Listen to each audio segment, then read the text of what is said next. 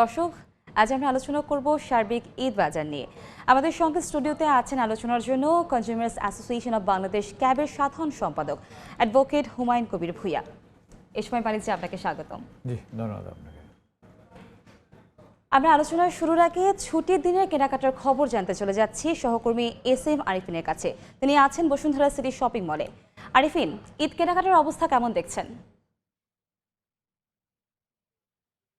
সাপ্তাহিক ছুটির দিন শুক্রবার, এমনিতেই রাজধানীর শপিং মলগুলোতে ভিড় জমে থাকে, কিন্তু রমজান শেষের দিকে প্রায় এবং ঈদ বলাই যায় যে মোটামুটি 10 দিনের মতো বাকি আছে। এ কারণে কিন্তু অলরেডি বিপণী বিতানগুলোতে ভিড় বাড়তে শুরু করেছে। আমরা সকাল থেকে যেটা দেখেছি যে রাজধানীর বসুন্ধরা শপিং সেন্টারের সামনে প্রায় 10:30 থেকেই প্রচুর মানুষজন অপেক্ষা করছেন, কিন্তু বারবারই মাইকে বলা হচ্ছিল যে 11টার আগে আসলে গেট খুলে দেওয়া হবে না। ইতিমধ্যে 11টা বেজেই গেছে এবং অলরেডি মানুষজন ঢুকতে শুরু করেছে। আমরা যেটা দেখেছি প্রচুর মানুষের চাপ কিন্তু সামলাতে হচ্ছিল এই শপিং মলের কর্তৃপক্ষকে, এবং তারা যেটি বলছিলেন যে বারবার মাইকে অ্যানাউন্স করে বলছিলেন যে কোনোভাবেই যেন কেউ ঝামেলা না করেন এবং সুস্থভাবেই যেন শপিং মলে প্রবেশ করেন। আমরা যেটি জানতে চাই যে ইতিমধ্যেই রমজান প্রায় শেষের দিকে মানুষজন কেনাকাটা ইতিমধ্যে করে ফেলেছেন অনেকটাই। শপিং মলগুলোতে ভিড় এখন শেষের দিকে এসে অনেকটাই বাড়ছে, যদিও আমরা দুই একটা শপিং মলের লোকজনদের সঙ্গে কথা বলেছি এবং আমাদেরকে বিক্রেতারা যেটি বলেছেন যে অনেকাংশেই পণ্য কিন্তু তারা বিক্রি করে ফেলেছেন ইতিমধ্যে, এবং তারা বলছেন যে তাদের এখন যে কালেকশন, ঈদের যে কালেকশন, সেই কালেকশনের কিন্তু প্রায় 50% পণ্য তারা বিক্রি করেছেন, এবং এখন যেটি পাওয়া যাচ্ছে সেটি সাইজ কিংবা কালার কিন্তু তারা পছন্দ মতো দিতে পারছেন না তাদের ক্রেতাদের জন্য।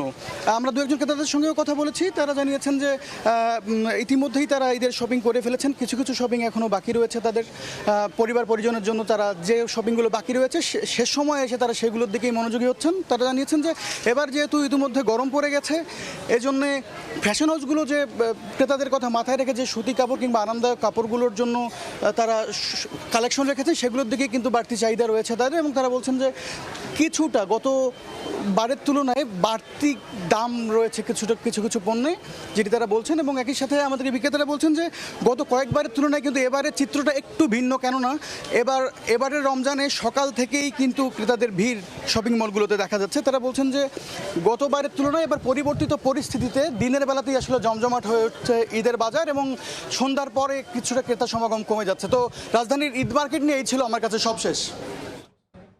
ঈদ মার্কেটের খবরাখবর জানতে আমরা সরাসরি যুক্ত ছিলাম বসুন্ধরা শপিং সিটি মল থেকে। আমরা আবারও স্বাগতম জানাচ্ছি জনাব হুমায়ুন কবির ভূঁইয়া। প্রথমে যেটা জানতে চাচ্ছি যে ঈদের আর বেশি দিন বাকি নেই, খুবই অল্প সময়ের অপেক্ষা আমাদের। সেক্ষেত্রে যেটা হচ্ছে যে ঈদের আগে একটা ব্যাপার দেখা যায় যে ক্রেতা বিক্রেতাদের মধ্যে দর কষাকষির একটা ব্যাপার।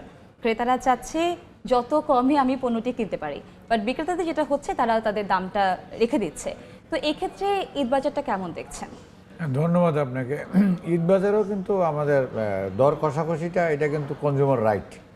আমি দর কষাকষি করে আমি যত কমে কিনতে পারি, এটা আমার রাইট এবং এটা আমাদের স্বীকৃত রাইট। এটা সুতরাং আমরা চেষ্টাই করবো ভোক্তা হিসেবে যে আমি যত কমে কিনতে পারি, কমে কিনতে পারলে আমার মধ্যে একটা তৃপ্তি থাকে। আমি একটা পণ্য কিনলাম, এটা রিজনেবল দামের মধ্যে আমি পাইছি, এতে কিন্তু আমি কিনেও একটা সুখ আছে।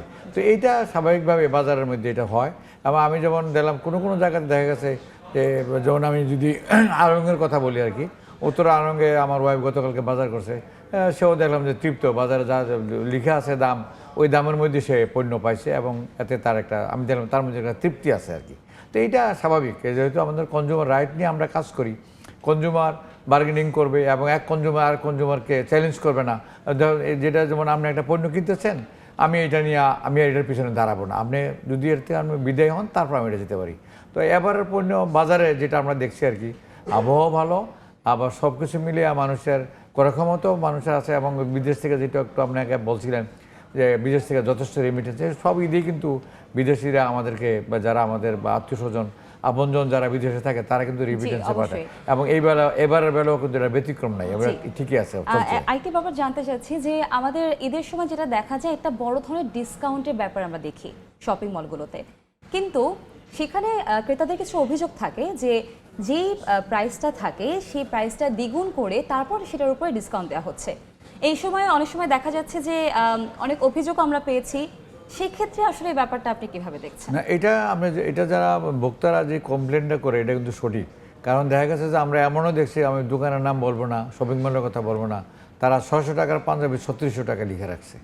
এটা আমরা আউট করার পরে দেখা গেছে তার বিরুদ্ধে আমাদের কনজিউমার অ্যাসোসিয়েশনের পক্ষ থেকে নেওয়া হয়েছে, অ্যাকশন নেওয়া হয়েছে, কিন্তু তারপরও দেখা গেছে এটা চলতেছে। এবং এটা কিন্তু বড় বড় শপিং মল যেগুলি আর কি, আমরা যদি বলি আড়ঙ্গের কথা বলি, স্বপ্নের কথা বলি, যারা যারা আছে আর কি, তারপর আগরের কথা বলি, এগুলি তাদের মধ্যে আছে। তবে এবার শপিং মলগুলিতে ভোক্তা অধিদপ্তরের একটা ইন্টারফেয়ারের কারণে এটা কিন্তু এবার কিন্তু ভ্যাট নেই, সরকারের উঠে দিচ্ছে, যার জন্য এই শপিং মলগুলিতে কিন্তু এবার বেচা কিনা ভালো হচ্ছে।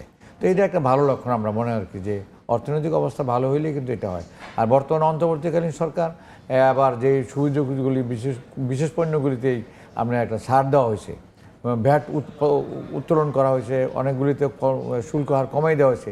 এত কিন্তু যেই রমজান মাসে যে পণ্যগুলির প্রয়োজন আমাদের বেশি আর কি, সেই পণ্যগুলির দাম কিন্তু এবার কমছে। আপনি যেটা বললেন যে মুরগির, হ্যাঁ মুরগি, ব্রয়লার মুরগি সব মুরগির দামই আমি একটু জানতে চাচ্ছি যে শপিং মলগুলোতে এই ব্যাপারে সরকার কি পদক্ষেপ নিচ্ছে, মনিটরিং এর ব্যাপারে, বা এরকম কোনো পদক্ষেপ কি নিচ্ছে কিনা, যে এরকম কোনো কিছু হলে তাদের কোনো আইনের আওতায় আনা হচ্ছে কিনা, এই ব্যাপারটা একটু জানাবেন। এটা সরকার এখন পর্যন্ত কোনো আইনের আওতায় নেয় নাই, কারণ আমরা শপিং মলগুলোতে কেনাকাটা আবার বাড়ছে এই কারণে, যেহেতু ভ্যাট নাই, তো আমি বাইরে থেকে না কিনে, ফুটপাথ থেকে না কিনে ভিতরে পণ্যটা কিনতে পারছি। তারপরেও শপিং মলগুলিতে কোনো কোনো পণ্যের দাম, যেমন বাইরে যদি আপনি 50 টাকা যদি আপনি তরমুজের কেজি দেখেন, সেই পণ্যটা আগরাতে কিংবা মিনা বাজারে দেখা যাচ্ছে এটা 60 টাকা বা 65 টাকা বিক্রি হয়। কিছু পণ্যের দাম তারা এখনও শপিং মলগুলিতে বাড়িয়ে নেয় আর কি। তো এই ব্যাপারে সরকার কোনো ব্যবস্থা নেয় নাই, আর সরকারের ব্যবস্থা নেওয়ার মতো কোনো সুযোগও নাই, এই কারণে যে তারা তো পণ্যের দাম লিখে রাখছে। আপনি 65 টাকা করে আমি তরমুজ বিক্রি করতেছি, এটা কিন্তু তারা লিখে রাখছে তরমুজের গায়ে। এখন আপনি পছন্দ হলে আপনি কিনতে পারেন, না হলে আমরা কিনবেন না। কিন্তু এইটা সরকার এবার এই ব্যবস্থাটা নিচ্ছে, কারণ ওই শপিং মলগুলিও মোটামুটি সাবমিসিভ হয়েছে, তারা পণ্য বিক্রি করতেছে, যার জন্য ভোক্তাদের খুব একটা অভিযোগ নাই। অভিযোগ যেখানে আছে, বাজারে কিছু কিছু পণ্য নকল পণ্য আসছে। জি, আমরা এই ব্যাপারে আবারও কথা বলবো জনাব হুমায়ুন কবির। আমরা একটু বাজার পরিস্থিতি খবর জানতে চাচ্ছি। কারণ বাজারে আছেন আমাদের রিপোর্টার অন্তরা সেন, আমরা সরাসরি যাচ্ছি সেখানে। অন্তরা,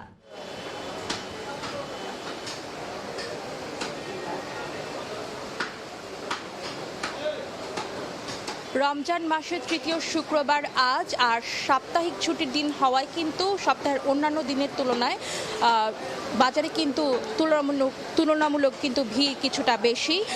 আমি এখন আছি রাজধানীর কারওয়ান বাজারে। সকাল থেকে বাজার ঘুরে আমরা দেখেছি যে বাজারে কিন্তু চালের দাম বেড়েছে, কেজিতে 2 থেকে 5 টাকা বেশি দামে কিন্তু বিক্রি হচ্ছে চাল। মিনিকেট যেখানে গেল সপ্তাহে বিক্রি হয়েছে 80 টাকা কেজিতে, সেই মিনিকেট কিন্তু বর্তমানে 5 টাকা বেশিতে বিক্রি হচ্ছে 85 টাকায়। আটাশ চাল বিক্রি হচ্ছে 60 টাকা কেজিতে, যেটা গেল সপ্তাহে কিন্তু বিক্রি হয়েছে 58 টাকা কেজিতে। এছাড়া কিন্তু ব্রয়লার মুরগির বাজারেও কিন্তু বেশ বাড়তি দাম চোখে পড়েছে। ব্রয়লার মুরগির দাম গেল সপ্তাহে ছিল 190 টাকা, বর্তমানে সেই ব্রয়লার মুরগি বিক্রি হচ্ছে 210 টাকা কেজিতে। পাকিস্তানি ছিল 280 টাকা কেজি, সেই পাকিস্তানি মুরগি এখন বিক্রি হচ্ছে 310 টাকা কেজিতে। দেখা যাচ্ছে যে মুরগির মাংস কিন্তু কেজিতে 10 থেকে 20 টাকা কিন্তু বেশি দামে বিক্রি হচ্ছে। খাসির আর গরুর মাংসের দাম কিন্তু সেই তুলনায় বাড়েনি, একই রয়েছে। খাসির মাংসের দাম 1250 টাকা এবং গরুর মাংসের দাম 780 টাকা কেজি। কিন্তু মশলার বাজারের কথা যদি বলি, মশলার বাজার কিন্তু গেল সপ্তাহের তুলনায় দাম না বাড়লেও কিন্তু মশলার বাজারে কিন্তু বেশ অস্থিরতা চোখে পড়া গেছে। এলাচ কিন্তু কেজিতে বিক্রি হচ্ছে 5200 থেকে 6000 টাকা কেজিতে কিন্তু এলাচ বিক্রি হচ্ছে। জিরা বিক্রি হচ্ছে 600 টাকা কেজিতে। এই ছিল কারওয়ান বাজার থেকে বাজার পরিস্থিতির সর্বশেষ খবর আমার কাছে। আমরা সরাসরি যুক্ত ছিলাম কারওয়ান বাজার থেকে। আমরা আবারও আলোচনায় ফিরছি। প্রথমেই জানতে চাচ্ছি যে আমরা যে ব্যাপারটা দেখছি যে মৌসুমীও হচ্ছে চালের দাম সবসময় বাড়তি, তো চালের এই যে বাড়তি ব্যাপারটা হচ্ছে, সেক্ষেত্রে অন্তর্বর্তী সরকারের কি পদক্ষেপ নিয়েছে বা কতটুকু পদক্ষেপ তারা নিতে পেরেছে বলে আপনি মনে করছেন? না, এই সময়ে চালের দাম বাড়ার কোনো যৌক্তিক কারণ নাই, কারণ সরকার যদি এটার ব্যবস্থা নেয় আর কি, অর্থাৎ বাজারে মনিটরিং, এই চালের দামটা বাড়াইতেছে এখন মিলার আর ওই লোকের যারা কর্পোরেটের ব্যবসা, যাদের চালের ব্যবসা করার কথা না, তারা কিন্তু লক্ষ লক্ষ বস্তা চাল তাদের কাছে আছে। চালের দাম বাড়াইবার কোনো যৌক্তিক কারণ নেই। আমরা মনে করি সরকার যদি এই ব্যাপারে ব্যবস্থা নেয় আর কি, যে মোকামগুলিতে চালের নওগাঁর কথা যদি আমরা বলি, আমরা যদি কুষ্টিয়ার কথা বলি, তো এইগুলি বাজারের মধ্যে সরকারের মুভমেন্ট থাকার দরকার আছে। সরকারের মনিটরিংটা যদি শক্তিভাবে করে, চালের দাম বাড়ার কোনো, কারণ প্রচুর পরিমাণ চাল আছে। আবার সরকার কিন্তু বেশ কিছু চাল কিন্তু সরকার বেশ কয়েকটা কান্ট্রি থেকে, তারা কিন্তু পাকিস্তান থেকে চাল আনছে, বার্মা থেকে চাল আনছে, ভারত থেকে চাল আনছে। চালের দাম বাড়ার কোনো যৌক্তিক কারণ নাই। এটা শুধুমাত্র মনিটরিংয়ের অভাব আছে আর ব্যবসায়ীদের অতি লোভ করা একটা সুযোগ পেয়েছে। এই সুযোগে তারা মনে করে যে ঈদের সময় আমরা কিছু বাড়াই দিলাম। অবশ্যই চালের সাথে সাথে দেখা যাচ্ছে যে মুরগির দামও কিন্তু অনেক বেশি। তো সংকটটা আসলে কোথায়? না, সংকটটা হলো যে এই ব্যবসায়ীদের, এটা নৈতিকতার সংকট আমরা যেটা বলবো আর কি, যে তাদের মধ্যে কোনো নৈতিকতা, অর্থাৎ এই রমজান মাসটার মধ্যে যথেষ্ট রিকোয়েস্ট করার পরও আমাদের যে বাণিজ্য উপদেষ্টা যিনি আছেন, উনি একটা বাণিজ্য গ্রুপ থেকে আসছেন, ওনার কারণে কিন্তু আমরা এবার পণ্য, উনি যেভাবে কথা বলছেন সেভাবে কিন্তু আমরা বাজারে এবার পণ্য পাচ্ছি। উনি বলছিলেন যে রমজান মাসের পণ্যের দাম বাড়বে না, তৈল নিয়ে একটু কারসাজি হয়েছে, তারপরে কিন্তু পণ্য আমরা অ্যাভেলেবল পাওয়া গেছে এবং আমরা সঠিক মূল্যে এবং আমরা এই পণ্যটা পাইছি। এই জন্য আমরা বাণিজ্য উপদেষ্টাকে ধন্যবাদ জানাবো। এবং উনি আরেকটা কাজ করছেন, যেটা ওনার একটা পণ্য আর কি, সেটা হলো যেটা পানির কথা বলি, বোতলজাত পানি। এটা একটা রিক্সাওয়ালা, একটা ভ্যান গাড়িওয়ালাও কিন্তু পানিটা খায়। এই পানিটা কিছু ব্যবসায়ী কারসাজি করে এটা 20 টাকা করে দেওয়া হয়েছিল এবং ওনার একটা পানি আছে, ওনাদেরও একটা পানি আছে, সেই পানিটার দাম 20 টাকা হয়েছে। কিন্তু উনি উপদেষ্টা হওয়ার পরে এটা উনি 15 টাকা করছে, এটা 5 টাকা উনি রেহাই দিয়েছে। এটা আমরা উপকৃত হয়েছি। আমার শেষ প্রশ্ন, আমাদের হাতে সময় খুবই কম।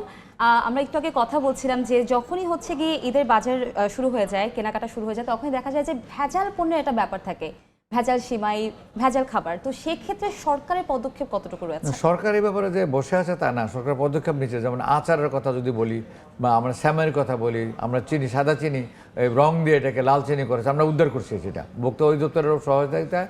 আমরা উত্তরাতে এটা অভিযান করে এটা উদ্ধার করছি। শ্যামাইও যেমন কুলসুন শ্যামাই, এটা মেড এস পাকিস্তান লেখে একটা ঠিকানা দিচ্ছে গিয়ে নারায়ণগঞ্জ, আর একই শ্যামাই আবার একটা দিচ্ছে গাজীপুর। এটি হলো নকল। এই নকলের ব্যাপারে শুধু ভোক্তা অধিদপ্তর অভিযান করলে হবে না, নিরাপদ খাদ্য কর্তৃপক্ষ আছে, বিএসটি আছে, তাদেরকেও বাজারে মনিটরিং করার দরকার আছে। আমরা মনে করি ভোক্তারা উপকৃত হবে। আমাদের স্টুডিওতে আজকে আসার জন্য জি, ধন্যবাদ আপনাকে। আমরা সরাসরি কথা বলছিলাম জনাব হুমায়ুন কবির ভূঁইয়ার সঙ্গে।